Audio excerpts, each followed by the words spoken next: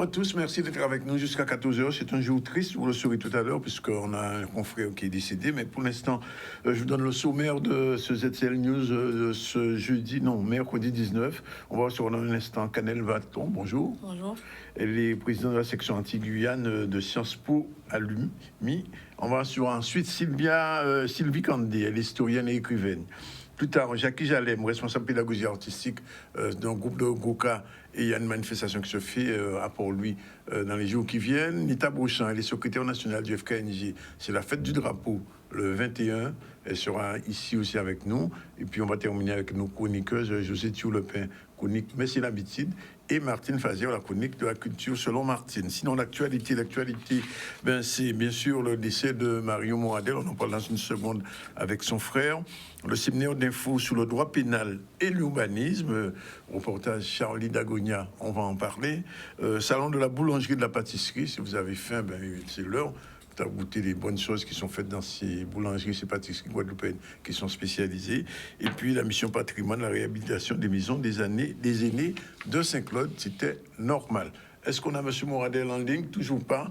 En toute façon, on va quand même saluer la mémoire de Mario Moradel, puisque ceux qui ne le savent pas, c'est à Éclair Télévision dans les années 96 que j'ai commencé avec Mario Moradel à Éclair Télévision. On avait une émission qui s'appelait Parole Show. Nous avons fait ça pendant 4 ans. Mario Moradel était un gars très simple, très gentil, passionné par son boulot, la radio, puisqu'il a monté d'abord une radio qui s'appelait Éclair, Radio Éclair, et la télévision avec son frère Alain Moradel, qui est devenu Éclair Télévision après les années 96-97, quand le CSA a accordé une autorisation à cette chaîne de télévision. Alors, bien sûr, Mario Moradel était, on peut le dire, l'artisan principal de ce média, de ces médias, puisqu'il y avait une radio, une télévision. On a beaucoup fait sur Bastère, puisque Éclair Télévision était devenue la chaîne bastérienne par essence, malheureusement ou heureusement, je ne sais pas trop comment dire. À un moment, ils ont décidé de quitter Bastère et de s'exporter dans la région de Jarry. C'était peut-être une volonté aussi des partenaires. Aujourd'hui, Mario Moradel a 60 ans, s'éteint brutalement d'un arrêt cardiaque, et c'est quelque chose qui frappe un petit peu le milieu audiovisuel. Et cette mort subite, un petit peu subite quand même, intervient après la mort il y a 2 jours aussi d'un musicien haïtien presque dans les mêmes conditions. Question qui se pose bien sûr sur ce vaccin et c'est des gars collatéraux. Alors, on n'a toujours pas Mario Moradel. On va continuer. Si on a son frère Alain Moradel, il pourra intervenir en direct, ou Bruno Blandin, qui est directeur aussi, l'un des cofondateurs ou actionnaire de Éclair Télévision Pointe-à-Pitre. Pour l'instant, nous sommes avec une dame, Madame Canel Vaton, elle est présidente de la section anti-Guyane de Sciences Po. J'avoue, Canel Vaton, que je ne savais même pas qu'il y avait une association. Comment ça se fait? Voilà, on va réparer ça tout de suite. Oui. C'est vrai qu'on a... Bon, alors, la section anti-Guyane a été créée récemment. Elle fête son premier anniversaire. Récemment, c'est quoi? Moins d'1 an? Ouais, c'est ça. Elle fête son premier anniversaire. Oui. Les anciens élèves de Sciences Po Paris sont néanmoins actifs sur le territoire depuis une bonne dizaine d'années au moins. Oui. Et jusqu'ici, nous avons concentré nos actions sur la question scolaire, sur la présentation des cursus proposés à Sciences Po et sur la préparation aux épreuves d'admission. Donc, surtout auprès des lycées qui sont signataires. Nos lycées font une prépa, je crois, pour Sciences Po. Absolument, nous avons... Donc, il y a 4 lycées qui ont signé une convention d'éducation prioritaire avec Sciences Po Paris, et qui, à ce titre, bénéficie d'un accompagnement particulier, pédagogique, s'entend, dès la seconde, parfois, pour certains établissements, sur l'année, et qui aboutit donc très régulièrement à l'admission d'élèves guadeloupéens à Sciences Po Paris. Oui. Alors, un moment, on a peut-être pensé qu'il fallait, j'ai envie de dire, une succursale de Sciences Po Paris en Guadeloupe à l'université. Est-ce que ça s'est fait vraiment? Alors, Sciences Po Paris, c'est pas un cursus universitaire. Non, voilà. Qui puisse se diviser. Alors, effectivement, donc l'école a été créée en 1871 et aujourd'hui, elle se déploie dans plusieurs villes de France. Donc, il y a des campus délocalisés. Canel, excusez-moi, je crois qu'on a M. Mouradel en ligne. Allô? Oui, Alain Mouradel? Oui, bonjour. Bonjour, merci. Bonjour. On vous adresse d'abord nos, Oui.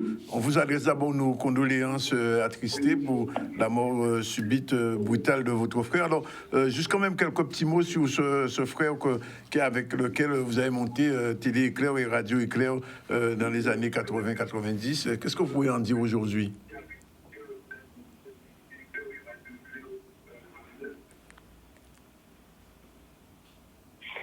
Eh bien, donc, bonjour déjà donc, aux auditeurs de Canal 10 Oui. et aussi à toi-même. Oui.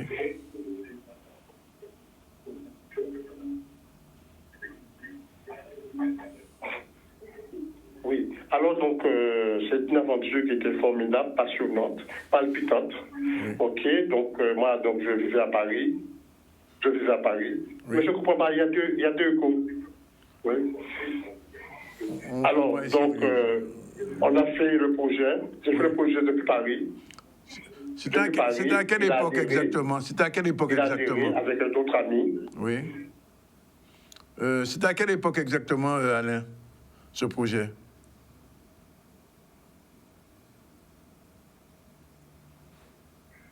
Oui, alors c'est 82 pour la radio, oui. Et 95, 93, ouais, pour la télé, pour la télé. 82 pour la radio, 93 pour la télé. Oui. Ouais. Et donc, on se souvient bien que Radio, Télé Éclair étaient vraiment les médias du Sud Basse-Terre. Oui.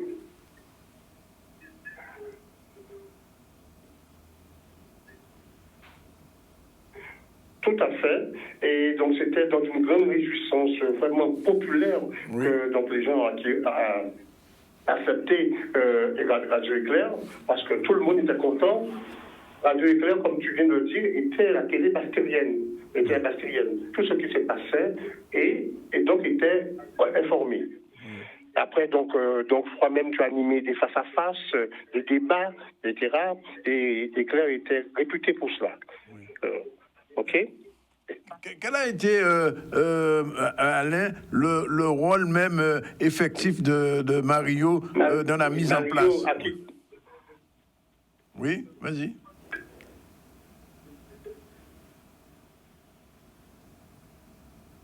Pardon? Oui, vas-y, je disais, quel a été, pendant toutes ces années, le rôle efficient même de Mario, aussi bien à la radio qu'à la télévision?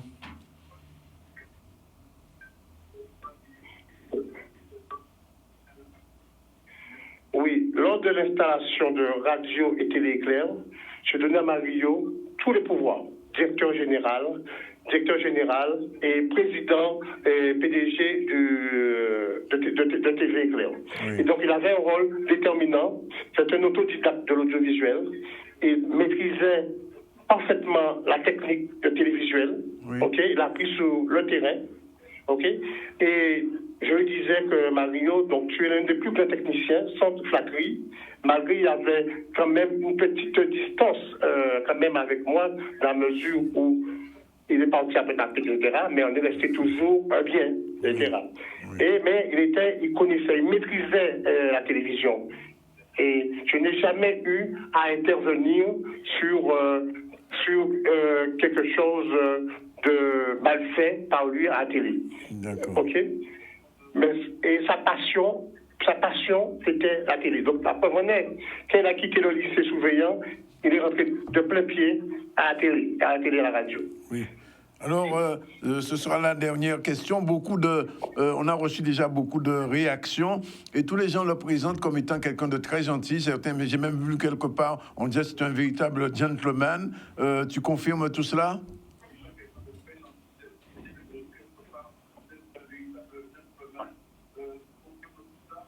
Oui, c'était un garçon calme, souriant et peut-être un peu froid, hein, Oui. Et oui. et serviable aussi, hein, serviable quand il pouvait et tout. Il avait ces qualités-là. Ces qualités, il y a aussi une qualité intellectuelle aussi qui était donc de bon niveau. Ok. Bien, ben, merci Alain Moradel pour ce petit témoignage. Bien évidemment, nous aurons l'occasion d'y revenir parce que d'autres personnes porteront aussi leur témoignage sur l'action et le travail de Mario Moradel qui laisse un vide à Télé Éclair. Voilà, 12h42, on revient à Madame Canel-Valton qui nous parlait de Sciences Po et disait que cette association... Alors, quel va être le rôle de cette association désormais? Alors, l'association a pour objectif d'accompagner les jeunes diplômés, oui, d'accompagner leur insertion sur le marché du travail, bien sûr, mais aussi d'intervenir dans le débat public, parce qu'il s'agit bien évidemment de partager les compétences qu'on a pu acquérir dans cette grande école. Et singulièrement pour nous, en Guadeloupe, la priorité a toujours été de préparer les candidats et de faciliter l'accès à cette grande école par une préparation dans laquelle on est très impliqué. Et puis aussi, la première étape, bien sûr, c'est d'informer sur l'existence même de l'école et sur le contenu des enseignements qui y sont délivrés et sur ce qu'on peut en tirer dans la vraie vie suite au diplôme. Alors, est-ce qu'il y a beaucoup de Sciences Po en Guadeloupe en ce moment? Alors, il n'y a pas de chiffres officiels. Oui. J'en connais quelques-uns. Oui. Il y en a... Vous n'avez pas cité de nom. Ça serait bien quand même qu'on les débusque un peu. Je peux citer d'abord les membres de mon bureau. Oui, alors Daniel Lantin, oui, qui était le premier point contact. Avant même qu'on ait une section, c'était le premier point contact et c'est le premier à s'être impliqué aussi dans l'accompagnement des lycéens. Jacques Fayel, oui, qui est aussi un membre du bureau. Et puis j'aimerais aussi citer Arnaud Narainen, alors moi, c'est une histoire que j'aime bien parce que je l'ai vu en atelier. Oui. Donc je l'ai vu aussi au tout début de son cursus et Arnaud nous est revenu l'an dernier. Oui. C'est une très belle histoire. Il était lycéen à Morne-à-l'Eau et maintenant il travaille à la ville de Morne-à-l'Eau. Donc on a un pur produit, oui, guadeloupéen Sciences Po qui rentre mettre ses compétences au service du territoire. Vous êtes aussi un pur produit aussi, parce que vous, oui, travaillez à la ville de Bastère, dans la capitale. Donc c'est... Alors pour un étudiant, un lycéen aujourd'hui qui nous regarde ou un parent d'élève qui aspire à faire Sciences Po, bon, on va pas entrer dans le détail, mais globalement, la formation de Sciences Po permet de quoi faire après? Alors, c'est une école très complète, oui, qui propose 7 types de parcours. Oui. Affaires internationales, management, urbanisme, bien sûr affaires publiques, pour oui, les grands concours de la fonction publique, recherche, oui, journalisme. Oui, je sais, j'en sais quelque chose. Oui. Et oui. Et donc, on est vraiment sur une école donc, qui est généraliste sur le premier cycle, sur les 3 oui, premières années, oui, et qui permet en master de se spécialiser. L'ADN de l'école, c'est réfléchir aux problématiques du monde contemporain. C'est pour ça que cette école a été créée, oui, pour fabriquer des cerveaux qui soient capables de comprendre tous les nouveaux problèmes. Oui. Donc, ça va être un enseignement qui n'est pas du tout tourné vers le passé, en tout cas pas plus loin que le XXe siècle, le XIXe siècle, et qui surtout réfléchit aux nouvelles solutions. Cette école existe depuis quelle époque? 1871. 1871. Une longue histoire. Plus ancienne que l'ENA. Et ce qui est très important, c'est que c'est une école qui a beaucoup changé, beaucoup muté, et qui, depuis 20 ans, a une réflexion sur l'égalité des chances, qui est tout à fait novatrice, et qui d'ailleurs a influencé les politiques d'égalité des chances de beaucoup d'autres grandes écoles. Alors, ne partez pas, Canel, puisqu'on va faire un petit sujet sur un séminaire d'info de droit pénal sur l'urbanisme, et entre-temps, on va recevoir une autre invitée. Peut-être qu'on aura l'occasion de discuter avec elle là tout de suite. On revoit ce premier sujet signé Charlie Dagonia. C'est parti.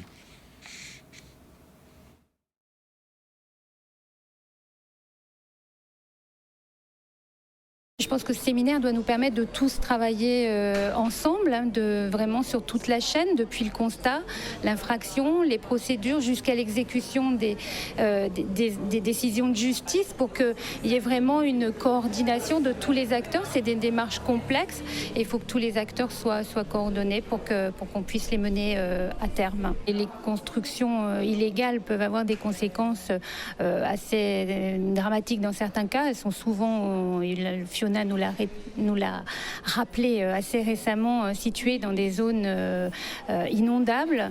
Et donc, le fait de construire dans des zones inondables, non seulement on met en danger la personne qui vit, mais on augmente également la vulnérabilité des bâtis autour. Donc, il est vraiment important de connaître les zones dans lesquelles on s'installe. Cet événement est important parce qu'il permet de créer un lien, une communication entre les maires et l'institution judiciaire. Comme vous le savez, l'urbanisme et notamment les constructions illicites, c'est une véritable préoccupation en Guadeloupe, avec notamment le risque inondation ou submersion. Donc il appartient aux agents verbalisateurs, soit des mairies, soit la gendarmerie, soit la police, de faire des constatations, des procès-verbaux. On a toujours pris nos responsabilités à ce niveau-là, contrairement à ce qui est dit. Si on ne prenait pas nos responsabilités, les maires seraient aujourd'hui inquiétés judiciairement. C'est clair. Seulement, on sait quand même qu'il se passe des choses. Il y a des constructions illégales, il y a des constructions illicites qui ne respectent pas les règles. On sait que ça existe. Il y a des procédures judiciaires, mais qui sont longues et qui sont des fois interminables. C'est ce qui nous intéresse aujourd'hui, qui ont construit en zone inondable, avec un risque majeur. Là, ce sont des affaires que nous allons amener au tribunal. Nous allons demander des peines significatives, notamment d'amende. Et puis, c'est un scoop que je vous donne. Je vais me rapprocher des services de la préfecture parce que le tribunal peut prononcer des démolitions. Donc, on prend une maison et puis on la rase. Et c'est ensuite une procédure qui se met en œuvre entre le procureur de la République et le préfet, parce que certaines constructions ne peuvent pas subsister. Votre voisin, à vous, monsieur, a construit sa maison en ayant demandé son permis de construire. Il est parfaitement dans les normes. Et puis celui d'à côté va construire sans permis de construire en zone inondable. C'est pas possible. C'est quel jour? Voilà, il est exactement 12h51. Madame Canel, Canot, s'il vous plaît. Nous sommes en direct et toute la Guadeloupe vous voit en ce moment. Alors, on accueille Sylvie Candy, bonjour. Bonjour. Vous êtes ici pour le festival. Oui. Vous êtes écrivaine. Alors, c'est votre premier voyage en Guadeloupe ou... Non. Vous connaissez bien le pays? J'y suis venue à plusieurs reprises et je suis très contente d'être de retour. Alors, vous êtes contente d'être au festival? Tout à fait. Vous avez emmené une œuvre avec vous, un film, quelque chose? Non, moi je suis écrivaine, oui. Donc j'interviens en tant qu'écrivaine et spécialiste de glissant, puisque j'ai eu l'honneur d'avoir un de mes recueils de poésie postfacé par lui. Et que par la suite, donc, j'ai étudié son œuvre.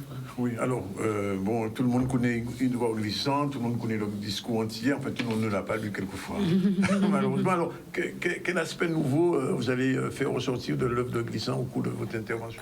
Alors, nous avons eu la tâche difficile de mettre en rapport donc, la question des droits humains et de l'œuvre d'Édouard Glissant. Difficile parce que les droits humains ne sont pas évoqués en tant que tels dans l'œuvre de... Pas directement. Donc, ça va être le défi. Et aussi de parler de réconciliation, point d'interrogation. Oui. Voilà. Parce que Édouard Glissant, quelquefois, il a une carrière particulière, puisqu'il a commencé dans la contestation. Au début de sa vie, vous savez qu'il était membre de ce front anti-guyanais qui réclamait l'autonomie pour la Martinique et pour la Guadeloupe. Et puis, l'écrivain était un petit peu diversifié. Et qu'est-ce que vous retenez de l'œuvre d'Édouard Glissant aujourd'hui, pour quelqu'un qui ne connaît pas? Écoutez, c'est une œuvre qui s'applique absolument à toutes les grandes questions du temps, en particulier à la façon dont des sociétés qui ont des mémoires, qui entretiennent les unes avec les autres des mémoires douloureuses, peuvent peut-être trouver un terrain commun. Oui. Alors, il a été à la fois romancier, mais il a été surtout essayiste. Qu'est-ce que vous retenez, vous, le côté romancier ou le côté essayiste dans son œuvre? Ces deux côtés sont indissociables. Ils sont indissociables. Et justement, ce qu'il y a d'extraordinaire avec Glissant, c'est qu'il a réussi à écrire des essais en poésie. Oui, absolument. Et c'est là, tout l'extraordinaire de son écriture. Alors, votre conférence, ce sera, comme vous dites, un challenge entre les droits humains et l'œuvre de Glissant. Alors, la Pascale, elle est où? La passerelle, elle est probablement dans ses dernières œuvres, en particulier une sorte de pamphlet qu'il a écrit avec Patrick Chamoiseau, sur hors les murs, la pensée de l'immigration en particulier, la nécessité de l'immigration pour le monde nouveau que nous voulons construire. Oui, Canel, quand on est à Sciences Po, on n'étudie pas Glissant, mais quand même en tant qu'antillaise, guadeloupéenne, quand même, au moins une fois dans sa vie, on aborde Hector Glissant. Alors, c'est une vraie question, et c'est aussi l'objet de l'action des anciens élèves et de mes interventions en lycée. Il y a une vraie carence en matière d'enseignement qui soit... Sous nos écrivains. Sur toutes les questions qui nous concernent, et dans toutes les matières, pas simplement sur tout notre patrimoine littéraire, mais aussi en matière de sciences politiques pures. Sciences Po n'a créé une chaire dédiée à l'outre-mer que très récemment, il y a 2 ans, je crois. Et donc, c'est vrai que c'est une des missions que les anciens élèves se donnent, de faire notamment à la faveur du Festival Monde en Vue, en sorte que les étudiants aient accès à des chercheurs, à des universitaires qui s'intéressent spécifiquement aux problématiques qui sont liées à nos territoires, comme c'était le cas ce matin, notamment au lycée de Bainbridge, où Nora Philippe, une documentariste qui réfléchit aux restitutions des œuvres d'art africaines, et Rodolphe Solbiac, un gros problème, ça. Absolument, et Rodolphe Solbiac, un universitaire martiniquais qui réfléchit à la question des déboulonnages en Martinique, se sont rendus au lycée de Bainbridge et ont échangé avec les élèves pour aider aussi à contribuer à leur construction intellectuelle sur nos sujets spécifiques. Oui, vous en pensez quoi, madame, quand t'es sur ces questions spécifiques à nos territoires, la Guadeloupe, la Martinique? Vous savez, il y a eu des déboulonnages en Martinique. Il n'y en a pas eu beaucoup en Guadeloupe, c'est seulement celle-ci à Bastère qui a été déboulonnée. On l'a reboulonnée, au fait. Je n'ai pas suivi ce dossier. Face de la mairie de Bastère, aussi en face de la mairie de Bastère. Je vérifierai, je vous dirai. Oui. Alors, comment vous interprétez tout ça? Mais écoutez, ça ne m'est pas complètement étranger, puisqu'il y a eu le même phénomène aux États-Unis où je réside. Et bon, je trouve que c'est un phénomène très, très intéressant dans la mesure où on voit les gens faire l'histoire. Donc, en défaisant des statues, ils font l'histoire. Alors, ça demande à être interprété sur le moment, à l'instant, mais ça demande aussi une réflexion de plus long terme. Ce qui est important de voir, c'est que à des moments tels que la mort de George Floyd, on s'aperçoit que toute une histoire a été écrite au travers des objets qui nous entourent, et cette histoire n'est pas forcément celle à laquelle qu'elle a des lacunes, qu'elle a des excès de représentation et des lacunes de représentation. Et donc, il me semble que ces moments-là sont des moments où on essaye de trouver un autre équilibre. Et même si ça passe par une phase de destruction, sur le long terme, c'est une phase d'écriture d'histoire. Alors, il y a un phénomène qui est apparu depuis une vingtaine d'années dans nos régions, c'est ce qu'on appelle la question des réparations. Alors, elle se pose en Guadeloupe, en Martinique, vous avez entendu parler de ça aussi. Est-ce que vous avez pris une position sur ces questions que généralement les États européens essaient de balancer, de mettre à côté? D'accord. Alors, prendre une position, c'est moins important que d'essayer de comprendre, encore une fois, puisque bon, là, c'est en tant qu'historienne que je regarde cela. Je pense qu'il est important d'attirer l'attention au travers du débat sur les réparations, sur les profits énormes qui ont été faits, au travers d'une traite esclavagiste et d'un esclavage qui ont duré 4 siècles. Des profits énormes qui ont été réalisés. À la suite de ça, la colonisation, 100 ans de profit également. D'autant plus que certaines familles en bénéficient toujours. Oui, bien sûr, parce que ce sont des capitaux qui sont accumulés et qui continuent de produire, puisque nous sommes dans un système capitaliste où l'argent produit l'argent. Donc, déjà, ce constat-là est extrêmement important. Est extrêmement important. Maintenant, dans les technicités sur la manière dont les compensations pourraient être faites, il y a des compensations, il y a des réparations à tous les niveaux, au niveau symbolique, au niveau financier, mais pas nécessairement individuel, peut-être davantage sous la forme de programmes sociaux et éducatifs, et il me semble que c'est tout à fait essentiel. Je reviens vers vous, Canel. Nous pas vous poser une question sur l'immigration, mais les questions politiques de nos territoires, comment on va les aborder désormais à Sciences Po avec, j'ai envie de dire, cette insiste qui est faite sur la politique dans nos régions? Alors, je ne vais pas vous parler de ce qui se passe à Sciences Po, je n'y suis plus. Oui. En revanche, je peux vous parler très précisément de ce que font les anciens élèves auprès des lycées. Oui. Nous, ce qu'on fait, donc, comme je vous le disais, on profite de l'occasion offerte par le Festival Monde en Vue depuis maintenant 6 ans pour inviter nos conférenciers à intervenir dans les lycées. Oui. Aujourd'hui, notamment... Madame va intervenir dans les lycées. Alors là, pour moi, aujourd'hui, j'ai invité Monsieur Solbiac et Madame Philippe. Oui. Mais effectivement, ça peut être... on a plusieurs interventions d'invités. Chris Cyril était là aujourd'hui. Il est aussi intervenu auprès d'un cours d'art plastique. Enfin, on intègre vraiment plusieurs de nos invités à cette démarche. Aujourd'hui, on a regardé un documentaire qui s'appelle « Ne nous racontez plus d'histoire » sur la mémoire de la guerre d'Algérie. Oui. À la suite de quoi, M. Solbiac et Mme Philippe ont échangé avec les élèves sur des questions d'histoire, de mémoire et de réparation. De l'Algérie? Non, on a fait plus global. On a mis en perspective. Un petit peu, absolument. On a mis en perspective les expériences algériennes, guadeloupéennes, martiniquaises, et aussi la question de des relations entre l'Afrique subsaharienne et les pouvoirs coloniaux à travers le prisme de la restitution des œuvres d'art. Donc c'est vraiment une... On intervient comme ça dans des espaces de dialogue dans lesquels on peut faire émerger des concepts rigoureux, académiques. Des interrogations. Absolument, et c'est ça. Et leur apprendre à s'interroger sur les débats contemporains. Vous êtes oui, j'ai eu l'occasion d'intervenir au lycée, mais sur mon travail personnel. D'accord. Vous êtes intéressé aussi à Saint-Jean-de-Perse? Oui, tout à fait. Qui s'intéresse à Glissant s'intéresse à Saint-Jean-de-Perse. Oui, bien sûr. Pourtant, bon, ils ne sont pas de la même dimension, c'est pas le même type de sujet. On ne sait toujours pas si Saint-Jean-de-Perse, quand il a quitté la Guadeloupe, s'il n'est jamais revenu, mais enfin, son œuvre est quand même là. Qu'est-ce que vous avez trouvé, qu'est-ce que vous avez perçu, comment vous avez abordé l'œuvre de Saint-Jean-de-Perse? Je l'ai abordé au travers de Glissant. Hein. C'est ça qui est très très intéressant lorsqu'on étudie les littératures caribéennes et africaines francophones. Oui. C'est que on a l'occasion d'une relecture. Hein. On a l'occasion d'une relecture au travers du regard d'autres écrivains.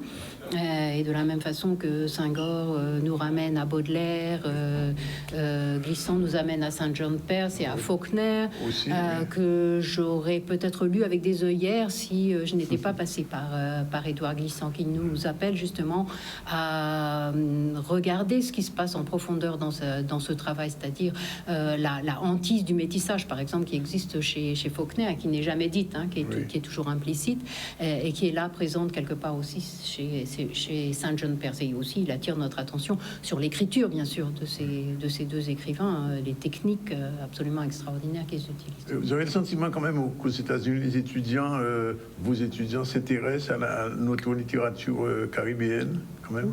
Oui, bien sûr. Lorsque j'enseignais à NYU la littérature francophone, j'ai d'ailleurs monté le département de littérature francophone à NYU. Les étudiants étaient absolument fascinés et nous avions la chance d'avoir Édouard Glissant, Marie Scondé d'ailleurs à portée de main, si j'ose dire, puisque l'une enseignait à Columbia et l'autre à CUNY. Hein. Voilà, donc c'était une période assez fertile. Alors, il y a Édouard Glissant, bon, bien sûr, il y a Césaire, Faulkner, etc., Saint-Jean-de-Perse et Fanon.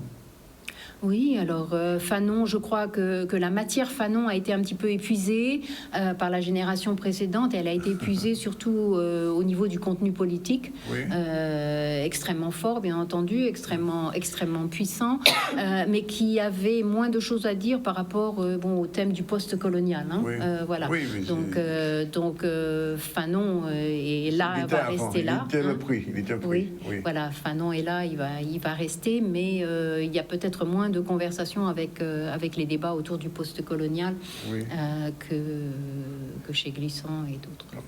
Je pose quand même la question générale à des historiens quand ils viennent ici à l'émission. Quand vous arrivez en Guadeloupe, en Martinique, vous sentez quand même le poids de la colonisation? Alors, mes séjours sont trop courts pour que je puisse faire de telles assertions. Ce que je sens, c'est le poids de l'histoire, Oui. très certainement. Mais l'histoire, elle est coloniale.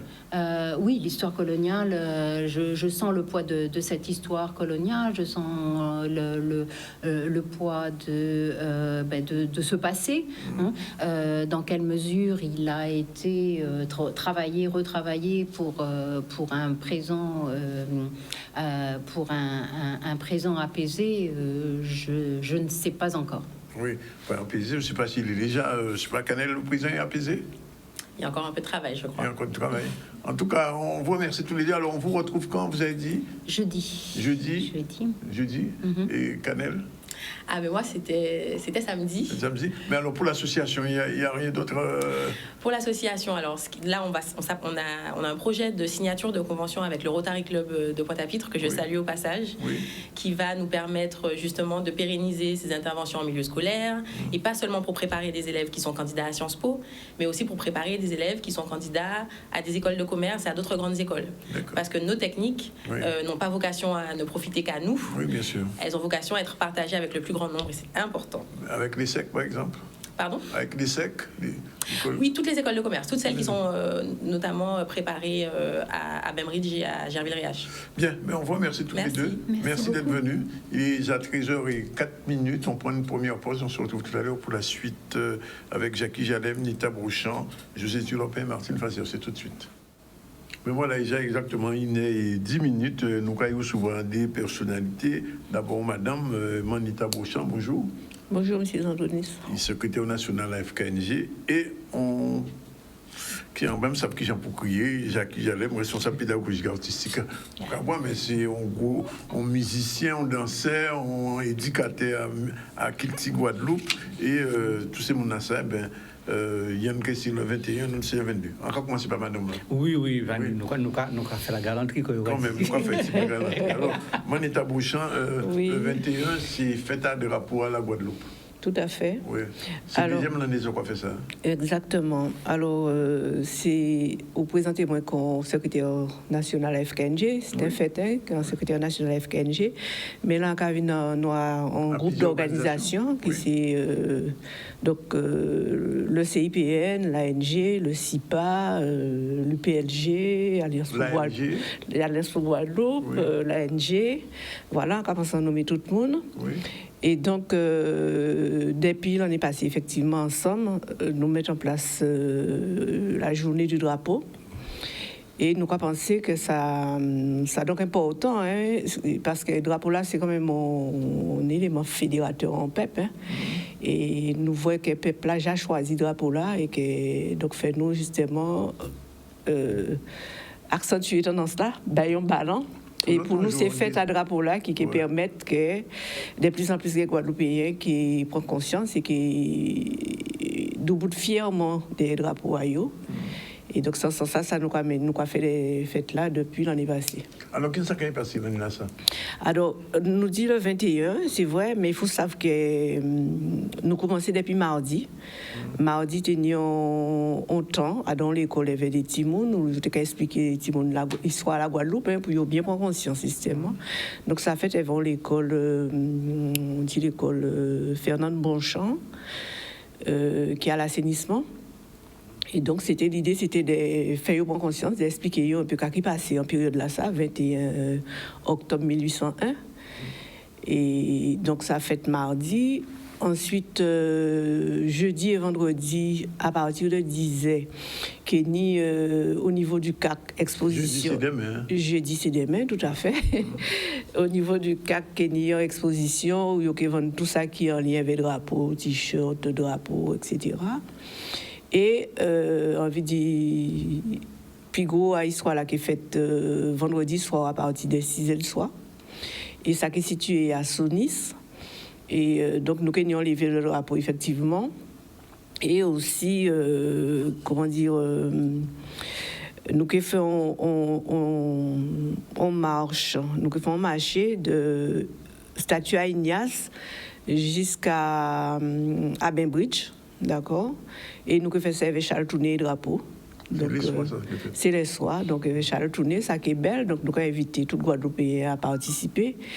Et des vignes, en marée tête en drapeau là, habillés en drapeau là, avec t-shirt, enfin, tout ça qui peut permettre des faits vrais, que c'est vraiment fait à drapeau là.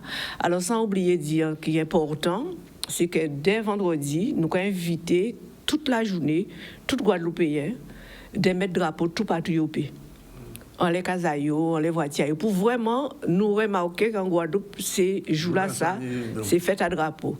Et on a dit que ça qui est important aussi à dire, c'est que nous, l'année passée, nous avons fait le 23 octobre, parce que toute période là, ça, 21 octobre, 24 pratiquement, c'était soulèvement à Ignace, Delgres, etc. Mais pour nous, pour marquer vraiment au niveau à Pepla, date là, ça, nous décidons de figer le 21 dorénavant. C'est que toujours le 21 octobre, nous pouvons bouger date là en fonction des aléas de quel que soit le jour là. C'est pour ça que je dis là, c'est un vendredi. Au départ, nous avons pensé faire le samedi parce qu'on a toujours pensé que Cani plus monde, mais nous ne pouvons pas, on fait comme ça. Il y avait importance à ça, nous ne pouvons pas balader au gré des calendriers là. Donc, dorénavant, Guadeloupéens qui savent, le 21 octobre, c'est fête à drapeau en Guadeloupe. Voilà. Donc, les 21 souplets, en prix souplet, Pep Guadeloupe, mettez toute la zopée drapeau. Nous pouvons payer pour un dessin, pour nous pas dans un bab qu'on l'année passée, mais cependant. Tenions bab l'année passée. Tenions bab l'année passée. Oui, tu mets ton drapeau, côté d'autres métiers normalement. Ok. Cependant, nous avons vraiment invité Guadeloupéens à afficher le drapeau là, en les soit tenus à yo, en les voitures à yo, en les tout patriotés, pour nous voir que c'est fait à drapeau. Vous savez que à dans l'émission là, ce drapeau là toute l'année là. Mais c'est très bien, c'est très bien, mais c'est très très bien. Alors, on voulait rajouter donc nous n'y donc marché là, et Charles Tourné là, nous n'y en partie culturelle hein, évidemment. Et nous avons fait un coup de tambour qui dirait assez tard dans la nuit. Mais avant ça, les organisations qui quand même font point historique hein, d'histoire par rapport à la question à drapeau là, ça qui passait période là ça et définir un petit peu qu'à ça drapeau symboliquement qu'a représenté pour un peuple et quand nous mettre en perspective par rapport à drapeau là ça justement en perspective et nous pouvons parler de ça non nous pouvons présenter ça nous pouvons présenter le 21 d'accord qui j'en nous voir Guadeloupe des mers vont drapeau donc forcément nous pouvons parler de souveraineté. C'est un cas vivre côté M. Jacques Jalem qui est invité à nous pour Louis Cagnon qui est le 22. Oui. Alors dis-nous des petits mots. D'abord, il y a des gens qui ne connaissent pas Jacques Jalem, pas moins peut-être ni ta connaître, mais ni monde peut-être qu'à regarder parce que quoi qu'il l'émission là ici en France actuellement. Oui. Alors là, on dit qui monde qui Jacques Jalem là ça. Bon alors avant de répondre qui dit aussi si tricot à Cabois, oui. C'est un drapeau à Guadeloupe. D'accord. Drapeau à Guadeloupe. Ça pour moi, c'est important que en tant que l'école à Goka, qui est un tricot à l'école à Ni. Combien d'années vous avez fait l'école à Goka là ça? Cabois, vrai jour en 85. Quand même. Oui, ouais. Mais avant ça, une expérience, moment à la Tige Chabelle, qui a fait la Tige Chabelle. La Tige Chabelle a changé. Alors bon, moi c'est un café musique dansée, Goka, musique traditionnelle. Un café travaillant l'eau dans l'école, c'est mon école, et puis aussi dans les centres de formation. Ça a fait. Papa dit, vous êtes professeur à Goka. Oui. À danser et à musique Goka, c'est comme ça, oui, oui, moi, je suis professeur à musique et danser Goka. Et l'eau dans mon salle, tout ce travail-là, ça a fait presque 30 années. À terrain Guadeloupe, qu'a fait, et puis Déo aussi, puisque j'ai fait l'expérience Déo. Et puis, mais Cabois même, l'expérience Cabois, c'est depuis 2005. Alors, ces périodes-là, ça sont une période particulière, puisque la période de location chez Chabin, tout ça, et mono pour lui. Qu'est-ce qu'il a fait samedi? Alors, samedi, premier but, c'est qu'en ils font causer si là-dessus, Chabin, Mémorial Chabin. Pour moi, c'est important parce que il y a une série de députés qui fêtent et qui fêtent n'importe qui gens. parce que le problème en vie, en Guadeloupe, c'est qu'elle fait nous, petit brin, petit tac, respecter nous. Ouais. Mais voilà, tout le monde doit fêter Chabin, il doit fêter toute d'autres qualités du monde, mais faire respecter le monde qui était là, le monde qui fait, le monde qui. Voilà. Donc, expliquer petit brin. Expérience en nous, c'est une expérience intéressante. Parce que vous travaillez avec, vous connaissez réellement, à pas dire, c'est que vous il faut dater à la Tige Chabin, à Mémoire Chabin, parler de ça, et pourquoi nous faisons ça, pourquoi nous arrêter, et en quel état là. C'est important parce qu'elle fait expliquer, parce que le problème aussi, ici, avec moi, c'est que le monde toujours croit que la Guadeloupe a commencé à veiller. Ouais, voilà, exactement. En tout domaine. Oui. En tout domaine. Et donc, faire rappeler le monde qu'il y a ni monde qui fait l'obitin et faire respecter ça. Après, bon, d'autres monde peuvent faire. Oui. C'est normal. C'est pour déposer. C'est ce cas la vie. Mais l'histoire, il ne faut pas oublier l'histoire. Absolument. Et c'est important parce que si on l'a, c'est parce qu'il y a des gens l'avant qui fait que voilà. C'est important. Donc, ça, qui est moment là, ça. Et après ça, bon, nous qui cisé, nous qui bocanté, nous qui mangé morceau. Et puis, ni des invités, ni Meryl QC, son jeune fille qui fait, en jeune femme Guadeloupe qui fait on lui a poésie. Il est invité pour qui baille d'autres poésie. L'Induc Gamma, qui est plasticien, qui est infographiste, qui font happening. Ouais. Ni aussi de madame qui a fait artisanat, panier en nous, Léon, Guadeloupe, et lui aussi qui est exposé, puis qui présenté travail à lui, puisque nous avons fait, Cabra, j'ai fait une de l'atelier avec Catherine à l'entour de ça. Et puis après, nous qui finissons ça, on l'atelier dansé, jusqu'au T6 de soir. Péni les roses? Non, pas ni les roses. Pourquoi? Parce que nous avons ouvert l'école là, c'est une journée porte ouverte. Ouais. Nous avons aussi une porte ouverte, c'est pour sauver le monde. Et puis nous c'est pour le monde venir ça. Les roses qui arrivent. Ah, gagnons les poulets aux arbres. Non, on en est là, peut-être on les roses qui arrivent. C'est-à-dire que fait le monde comprendre que ça aussi, c'est une des bêtises, c'est que chaque fois, Guadeloupéen va être au camp, ni des mots, chaque fois, il va être en bon côté, ils sont les roses. Est-ce que nous les roses? Alors là aussi, il y a qu'expliquer aussi pendant après, à dans cause de Bocantage, nous avons parti sur la Tige Chabin, mais nous avons parti sur Sikaboua pour expliquer des marches à Cabra. C'est ça que nous justement. Des marches à Cabra, pourquoi Cabra qui existait, et des marches à Cabra, pourquoi, qui positionnement par rapport à Goka, expliquer mon. Tin balai, tin moun a fait balai, mais ni moun aussi qui parle l'esprit à balai, qui a l'esprit à les roses, et puis garder pourquoi, expliquer pourquoi, et aussi expliquer qui veille, qui les roses, qui tambour. Parce que vous n'avez pas mélangé tout vite là. On a mélangé tout vite là. Nos élèves vont m'écrire parce que je passais pas hier avant 11 ans pour 10 ans, parce que les amis disent ni les roses en vie. Donc alors c'était obligé d'écrire et puis t'es gagnant en bité. Donc c'est ça, c'est important parce que de fait et les élèves moi à l'école moi on l'a dit moi ça, dit moi faire parler plus, faire parler plus, faire plus pédagogie. C'est normal, c'est donc c'est en démarche là ça a vraiment enclenché moi à partir de l'année là ça de fait plus causer pour expliquer en son débuté alentour à Goka, mais en tout cas, qu'il soit Guadeloupe, puisque nous qui fait travail ici, nous pas ni groupe masse, mais sont l'école, donc nous fait des stages à fabrication, à tambour, à apprendre à jouer tambour à masse, mais là aussi, nous parler à l'entour à ça. Mais ça veut dire, Jackie, que transmission là, j'ai commencé à faire.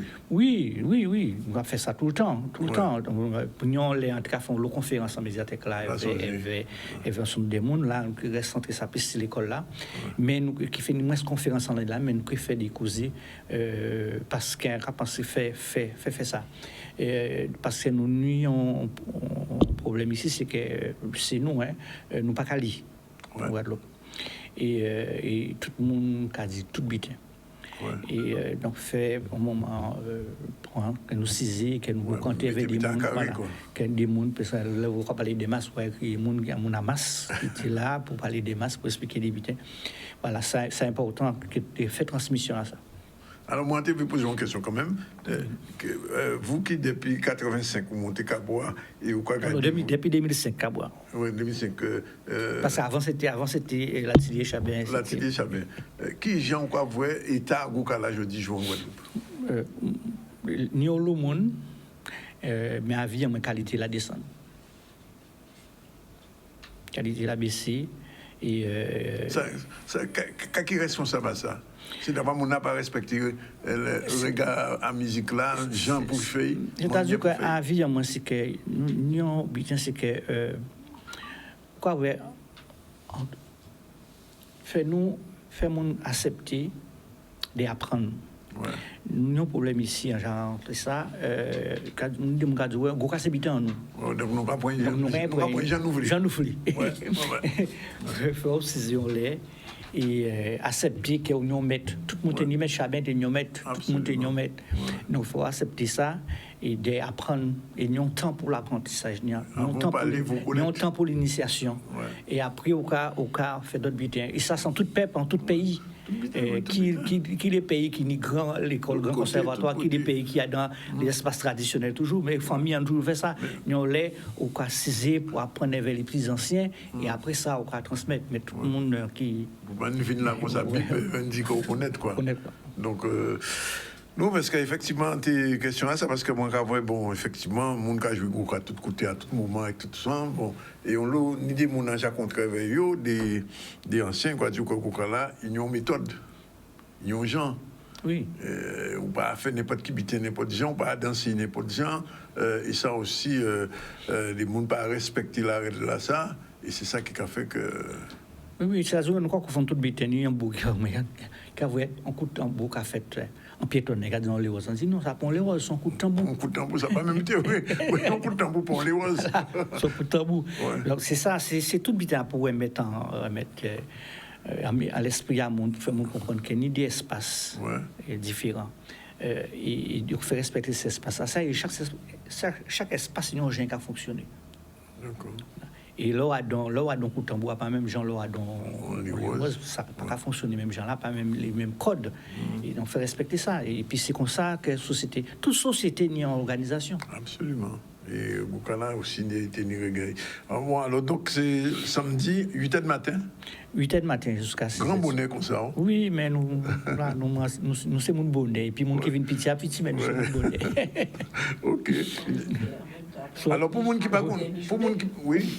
À dire en même temps, c'est en journée, après demi-journée. Oui. Donc, et pour les gens qui ne pas connaître là, l'école Cabois, c'est un foyer à Paul, un foyer à Charles de Vige, en Paul. D'accord. Il faut arriver en bout pour lui, il va en quartier à la poste, il va virer à gauche. À gauche, quoi, voyez, Maki. Une dernière question que vous posez au moins, Nita Bouchan, va échapper. Donc, journal drapeau là, à qui il a commencé ça 6h de soir, c'est ça? Alors, vendredi, oui, c'est 6h de soir. Oui, et jusqu'à environ... Jusqu'à là, il finit. Jusqu'à là, il finit. Oui, entre parties culturelles là, entre prises de parole, les démos que les organisations qui disent. Partie culturelle là, nous avons slam et poésie, nous avons chanteur. Et on t'a dit tout à l'heure là, qu'il y a aussi un coup de tambour. Pour le coup, après les roses, pas dans les roses, nous bien disons un coup de tambour. Et donc les artistes, notamment Kalbaska, qui contribué à ça. Coup de tambour là. Voilà. D'accord. Pas que, mais notamment. Voilà. Donc, juste te dire que vraiment, en cas de Guadeloupéen, que chaque monde côté là, il est là, fait en sorte de mettre un signe par rapport à drapeau là pour chaque fois nous garder nous voir, nous reconnaître nous voir que nous des drapeaux nous. Donc tout le monde était nous bout éveil, nous ni si voiture nous ni si les gens nous 21 depuis où parti travail les matins jusqu'à de rentrer au soir. Ça t'a fait belle nous dit symbole là, tambour là. Et drapeau là. Et c'est très lié. Quand nous verrons plus encore. Bon, voilà. Il bout de plus là, nous prenons des rendez-vous vendredi, à partir de 7 soirs à Sonis. Et samedi 22, à 8h du matin. Depuis 8h du matin, nous allons recevoir mon. Nous allons recevoir mon lycée à 6h de l'après-midi. Voilà. Merci, merci d'être venu à Zot. Nous allons continuer à un petit moment avec Mentir le pain pour connaître merci l'habitude dans un petit moment. Et avec Martine pour les questions qu'il tire là-dedans un petit moment. Après, pour ça ne croit pas. Ouais. Voilà, retour sur le plateau du ZCL News. On est toujours dans la culture, mais les deux femmes de la culture sont là. Jipon, bien bonjour. Bien bonjour. Sakai. Bien merci. Bien merci. Et moi, Martine, bien bonjour. Bonjour, Daniel. Et une lunette, Martine. C'est pas vous, pas fauteuil. Hein. Bonjour, ma copine. Bonjour, ma chérie, comment ça va? Bien. Ça qui jaloux, tant pis. Hein? Oui, jaloux. Bien. Alors, avant de passer à Sidam, on va faire un petit tour dans l'actualité. C'était le salon de la boulangerie et de la pâtisserie. Qui bon bité? Il y avait Kishna, là, Maxime Morel, on va regarder ça. Il y avait Kishna, Joël dedans. On a voulu créer un salon pour fêter nos 10 ans. Ça fait 10 ans qu'on travaille en Guadeloupe et en Martinique et en Guyane, dans tout l'arc antillais. Et on a souhaité, pour remercier toute notre clientèle, faire une fête de la boulangerie. Et un salon est l'occasion de faire une fête de la boulangerie. C'est très important en fait de faire échanger les professionnels. Donc on a des professionnels de la boulangerie, on a des écoles, on a des politiques. Et on essaye de les mettre tous ensemble pour essayer de communiquer, faire évoluer le métier de la boulangerie. On a 15 apprentis, on a les 5 écoles de Martinique et Guadeloupe. Donc on les a réunis, donc ils ont fourni chacun 3 élèves qui vont s'affronter. Et demain on aura le résultat du concours. Donc le concours sera présidé par monsieur Xavier Honorin qui est champion du monde de la boulangerie. Très content, très heureux. On va mettre en compétition des jeunes de toutes les Antilles. C'est une des premières fois qu'on a un concours dans cette zone-là pour des jeunes boulangers aussi jeunes. Le fait de venir ici, c'est déjà un engagement parce qu'ils se mettent un petit peu en danger.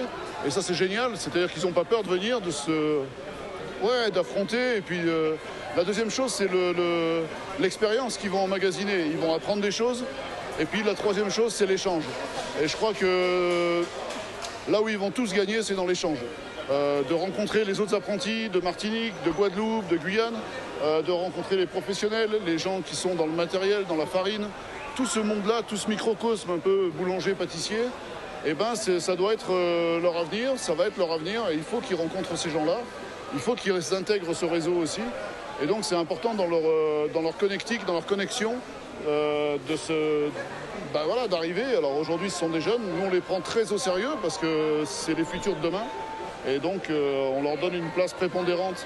Et je pense que Jean-Marc Gravier, JMG, Bongard, et voilà, tout est fait ici pour booster un petit peu cette jeunesse-là. Et donc, ouais, ils apprennent par l'échange, ils apprennent par le contact. Et nous, on est très contents qu'ils soient là. Très, très contents. Voilà, il est 13h38. Merci l'habitude, origine, croyance et tradition autour de la mort en Guadeloupe. Le générique de Manjipon y parti.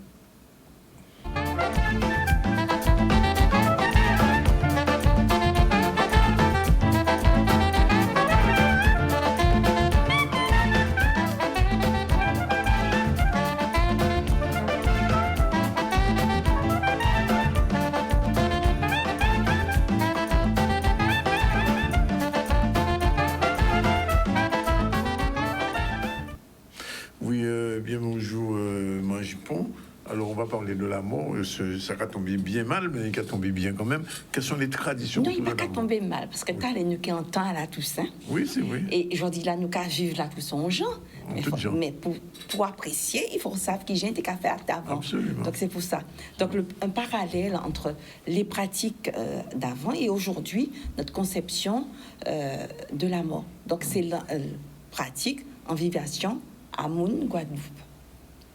Donc, la mort on a toujours vécu la mort de façon particulière avec les croyances africaines, les croyances venues avec les Indiens, et puis on a fait un mix de tout ça. Et aujourd'hui, la mort, elle faisait un petit peu partie de nous. On côtoyait la mort, on parlait de mort comme si il était encore là. On avait cette distanciation avec la mort qui ne faisait pas peur. Et aujourd'hui, la mort, on la vit de façon plus européenne. Une mort qu'on refuse, une mort qu'on vit de façon individuelle. Du déni, alors? Pas vraiment du déni, mais on pleure, on refuse cette mort. Tandis qu'avant, cette mort, elle faisait un petit peu partie de notre paysage. On parlait d'un défunt comme s'il était encore là. On la goûte pour voilà. J'avoue que encore dans des familles, lorsque je fais ça, mes amis sont horrifiés. Ils disent, mais un mort est mort. J'ai dit, mais c'est ma façon de vivre avec nos morts. Et c'est cette pratique qui a un petit peu disparu, malheureusement. Par contre, je dis, si on connaît les fondements de ces pratiques, on peut y revenir. On peut y revenir à ce qui nous appartient, à ce qui fait de nous ce que nous sommes. Donc, alors quand il y a mort, il y a veillé. Quand il y a mort, il y a veillé. Et quand il y a mort, c'était pas le WhatsApp et la radio qui annonçaient la mort. C'était le chant laconique de la concalambie qui annonçait la mort. Et la particularité, c'est que ce chant, ce cri de la concalambie, c'était un signal que tout le monde comprenait. Mais surtout, dès que la mort était annoncée, les mécanismes d'entraide se mettaient en place. Donc, quel que soit l'endroit où tu habitais, quelle que soit la proximité que tu pouvais avoir avec ce défunt, quand Calambouille a sonné, ni on mort, en cas il prévoit, qu'à en fait. Chacun, avec sa partie contributive, n'attendait pas qu'on lui demande, il venait. Qui sait vaisselle, il était pipoté, qui sait légumes pour faire sous plat, qui sait coup de main. Donc, c'est vraiment cet aspect qu'on a perdu. On attend qu'on fasse appel à nous. Alors qu'avant, non. C'était spontané et c'est un mécanisme. C'était pas une personne, mais c'était vraiment un mécanisme d'entraide qui se mettait en place pour accompagner le défunt du mort, mettre en place la veillée et tous les dépenses qui afféraient à cette mort. Alors, avant la veillée, une préparation à la veillée, donc le défunt, il fallait préparer cette veillée. Et à l'époque, les tâches domestiques, les tâches qu'il fallait faire étaient genrées pratiquement. Donc les hommes s'occupaient de tout ce qui était à l'extérieur de la maison, qui s'est en coup de main, qui s'est construit rapidement en véranda, avait fait à coco, qui s'est nettoyé, prévoir, couper pied bois. Et les femmes, quant à elles, s'occupaient davantage de la partie de la domesticité familiale à l'intérieur, donc nettoyer la maison, prévoir à tout ce qu'il fallait pour pouvoir servir repas, café, voilà. Et puis quelques rituels, ou qu'à nettoyer casamola, mon pas qu'à jeter poussière là, ou qu'à laisser dans un petit coin, et ok, j'étais une journée après du terremola. Et glace là. Et glace là. Alors, tout ça, tu as fait partie, tu as couvert toute glace. Hein, les miroirs pouvaient refléter, dit-on, des esprits ou de mauvaises choses. Donc, on couvrait tous les miroirs de la maison. Mais on verra ça un petit peu plus en détail. Donc, ce mécanisme d'entraide était spontané. Donc, là, on préparait l'arrivée. Quelquefois, les parents des amis venaient de très, très loin. Les moyens, à l'époque, n'étaient pas commodes. Donc, ils venaient de très loin, à Douai-Chouval, Douai-Bouquette. Et puis, ce mort, plus loin, on allait annoncer, on courir si qu'il est. Pour tenir la vie d'obsèque. Mais non, mais je trouvais ça tellement plus intéressant, plus vivant, plus humanisant. Donc, partout, ils couraient pour annoncer le mort. Et les familles les plus aisées avaient ce qu'on appelait un billet d'enterrement, mais qui était sur le même principe parce qu'on allait l'annoncer un petit peu partout. Donc, Danick, la prochaine fois, nous verrons. Il y a un petit mot pas dit quand même. Oui. Mounaï Mola est responsable de tout crier. Metamola. Oui. Metamola. Donc, alors, j'ai parlé de l'entraide peut-être un peu trop vite. Tout le monde Kavin ba Metamola, on parle pour organiser veiller là, organiser l'enterrement là. Alors, on apprend que juste vaisselle t'es qu'à prêter. Si on pas n'y a assez vaisselle, on n'a pas besoin de ça. Chaise aussi. Alors, chaise, on a une habitude, mais vaisselle, linge t'es qu'à prêter pour organiser veiller là. Et puis, Mola, c'est le dernier grand fêtail. Et quand tu as mangé le soir? Ben, le soir, c'est soupe là. Soupe à Mola. Soupe à Mola et puis café. Café pour nous tenir toute la nuit avec veillée. Prochain qu'on nous parler des veillées précisément et des gens qui ont veillé là, des 4 mois veillé là et puis toute vivation alentour à veiller. Merci, mon jupon, à si mortalité. J'ai un monde qui a célébré mort là. Malheureusement, je là que le monde mort, il a mis yadon, il a porté yadon d'autre côté, à pas en Casaouye, ou yadon, on service funéraire, il a ça. Il faut payer pour ça. Bon, 13h45, c'est 15 minutes pour Martine, bon, nous, toutes des 4 mois, c'est parti. Générique.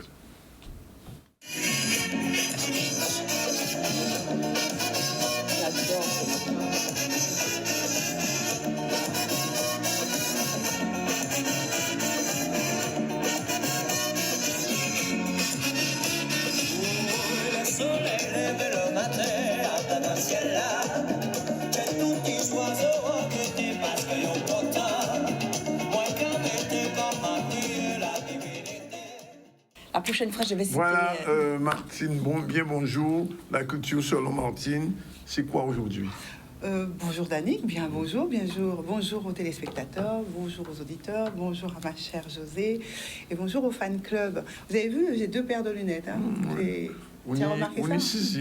On est 6, ouais. Je vois 3 fois mieux. Donc aujourd'hui, pas une grosse actualité, en tout cas pour moi, en termes de plein de petites annonces, mais j'avais envie, puisque nous sommes dans cette période de rentrée littéraire, j'y resterai encore un petit peu parce qu'il y a quelques petites choses à dire. Et donc, dans le cadre de cette rentrée littéraire, j'avais envie de faire un focus sur une autrice que nous connaissons très très bien et avec qui actuellement je prépare une tournée en Guadeloupe. Et il s'agit de Maryse Condé, pour ne pas la nommer, cette grande femme, Maryse Condé, qui est née en Guadeloupe en 1937 et qui a étudié à Paris, bien sûr, mais notamment au Mali, où elle a vécu très très longtemps. Et c'est d'ailleurs de là qu'est venue sa belle inspiration pour ce premier ouvrage qui l'a fait connaître vraiment mondialement, Ségou, qui est 2 volumes, qui est sorti chez Robert Laffont. Donc, elle a travaillé beaucoup sur le monde de la créolité, pas de la négritude, hein, c'était pas son versant, c'était la créolité, c'est écrire et rajouter, en tout cas additionner cette langue française, mais avec nos mots, avec notre manière de faire, avec nos us, avec nos coutumes. Et je lisais un roman d'elle, je suis en train de finir un roman d'elle, une relecture, où justement elle parlait de la mort, petite fille de Samabo et petite fille de 9 ans, on a décidé qu'elle était suffisamment grande pour aller dans une veillée et elle est allée à sa première veillée et elle disait que cette femme qu'elle a tant embrassée, qu'elle aimait beaucoup, presque autant que sa maman, eh bien ça lui faisait vraiment tout drôle de la voir là, froide, et elle a fait d'énormes cauchemars à la suite, parce que tout ce cérémonial qu'il y a autour, pour une petite fille qui était présente, à qui on présentait quelqu'un qu'elle a aimé, qu'elle embrassait une première fois, c'était sa première veillée mortuaire. Donc elle raconte ça très très bien pour dire à quel point justement la tradition était forte et vivace à ce moment-là. Et donc pourquoi je parle de Maryse Condé? Parce que nous sommes en train de préparer une tournée d'une pièce qui est issue d'un livre qu'elle a écrit qui s'appelle Désirada. Désirada donc fera l'objet d'une tournée théâtrale et qui commencera au MACT au mois de janvier prochain. Donc comme on travaille déjà beaucoup dessus, ainsi que sa fille par ailleurs, puisqu'il y aura associé à cela un festival autour de Maryse Condé, donc des lectures, des peintures, des pièces de théâtre, plusieurs ouvrages de Maryse Condé, dont Tituba, Moi sorcière, va être aussi produit. Donc voilà, je voulais annoncer cela pour que chacun s'y prépare. C'est le moment ou jamais de lire, de relire. Maryse Condé, elle a tant écrit, on se l'accapare partout. On sait qu'elle est un petit peu souffrante actuellement. Elle sera sans doute avec nous que par visioconférence lors de ce moment fort. Mais je recommande vraiment aux Guadeloupéens, aux jeunes qui n'ont pas encore eu l'occasion de faire ces lectures, de dévorer Maryse Condé au sens littéraire du terme, au travers d'un de ses ouvrages d'ailleurs, Le cœur à rire et à pleurer, où elle raconte son enfance à Pointe-à-Pitre. Elle raconte cette naissance entre des parents un peu bourgeois, cette classe bourgeoise guadeloupéenne qui avait une bonne, avait une mabo, avait quelqu'un qui emmenait les enfants à l'école. Maison à étage. Maison à étage, et on se fréquentait on fréquentait pas les chabins de l'époque, les mulâtresses, mais il y avait cette bourgeoisie créole qui existait. Et donc, c'est fort bien raconté et ça nous replonge dans cette Guadeloupe il y a une quarantaine d'années où on redécouvre des choses qu'on avait un peu oubliées sur les bonbons, sur les promenades, sur la manière dont on se promenait dans Pointe-à-Pitre à la tombée, sur la manière dont ces personnes qui étaient un peu bourgeoises créoles se comportaient avec les autres aussi. Donc c'est très enrichissant. Donc je vous recommande vraiment de revenir à ces lectures. Maryse Condé, Désirada, on ne trouve que dans ce format, il n'est pas en poche. Si vous êtes beaucoup à le réclamer, peut-être qu'en Guadeloupe, à nouveau, on aura quelques libraires qui pourront nous présenter toute la collection de Maryse Condé. En tout cas, le MACT est en train d'acheter cette collection qu'on pourra trouver aussi à la vente lors de cette grande période de festival autour de Maryse Condé. Donc voilà, c'était mon coup de cœur du jour. Nous y reviendrons régulièrement parce que je vous raconterai des choses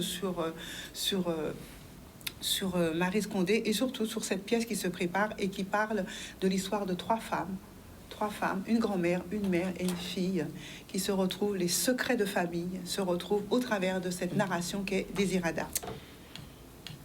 Délicieuse pièce. Comment ? Délicieuse pièce. Oui, je pense qu'il faut venir voir cette pièce. Hein. Vraiment, il faudra.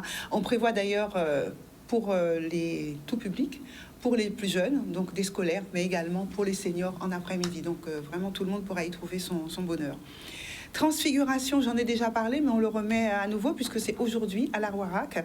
On parle encore de livres, d'ouvrages, avec un roman de Pierre Saint-Luce que tu as. Bravo, très bien, Danick. Très, très bien. Donc, si vous avez envie de rencontrer à la fois l'auteur, mais également la présentation de son ouvrage, c'est aujourd'hui à 19h à l'Arwarac, à 18h30, où vous allez le rencontrer. Et il ne faut pas oublier que Raphaël Confiance s'est penché sur cet ouvrage et en dit de très, très belles... en fait une description très intéressante.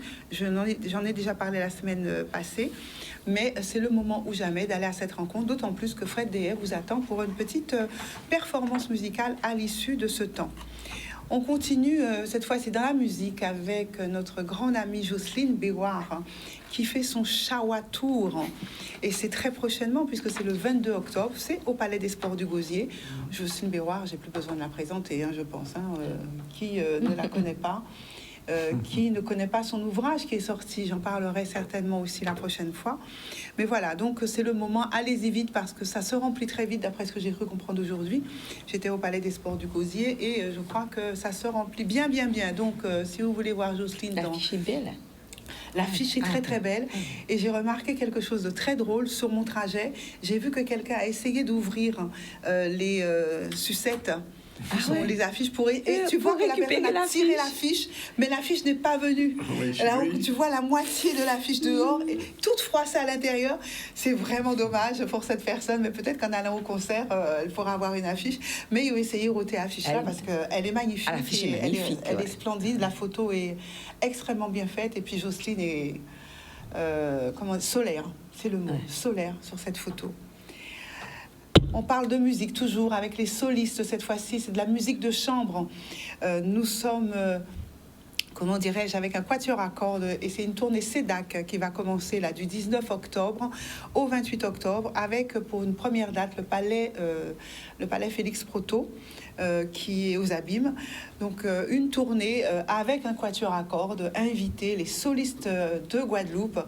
Je n'ai pas encore écouté quelques airs pour vous en parler sur le choix musical qu'ils ont fait, mais en tout cas, je suis une fanat de musique classique, donc je ne peux que vous recommander, si vous aimez la musique classique et surtout les musiques, les instruments à cordes, eh bien de vous rendre à cette